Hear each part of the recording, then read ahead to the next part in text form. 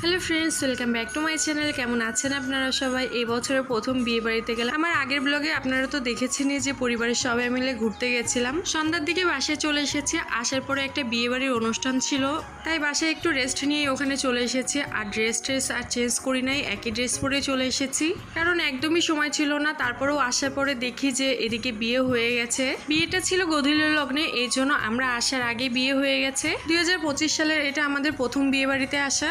বিয়ে বাড়িতে এসেই প্রথমে বরবউয়ের সাথে দেখা করে নিলাম, এরপরে খাওয়া দাওয়া করতে বসবো। অনেকটা বেশি ক্লান্ত লাগছিল, কারণ সকালবেলা বেরিয়েছি আমরা দুজনে, আর আস্তে আস্তে তো সন্ধ্যা লেগে গেছে। আসার পরে 5-10 মিনিট মতো রেস্ট করেছি বাসায়, তারপরে আবার সোজা চলে এসেছি বিয়ে বাড়িতে। এই বছরের শুরুতেই আপনারা কে কে বিয়ে বাড়িতে গেছেন আমাকে একটা কমেন্ট করে জানাবেন। আমার ভিডিওগুলো আপনাদের কেমন লাগছে সেটাও একটু কমেন্ট করে জানাবেন। আর এদিকে খাওয়া দাওয়া শেষ করে বাইরে বেরিয়ে এসেছি, সবার সাথে দেখা সাক্ষাৎ করে তারপরে বাসায় চলে যাব। আর এদিকে মাম্মাকে কে জানি একটা ফুল দিয়েছে, সেটাই আমাকে দিচ্ছিল। আজকের দিনটা সত্যিই অনেক সুন্দর কাটালাম। আর এদিকে আমরা বাসাতেও চলে এসেছি। আসলে বিয়ে বাড়িটা খুব বেশি দূরে ছিল না, বাসার পাশেই ছিল। বিয়ে বাড়ি থেকে মাম্মা যে ফুলটা আমাকে দিয়েছিল, দেখেন সেই ফুলটাই বাপ্পা আমাকে আবার দিচ্ছে।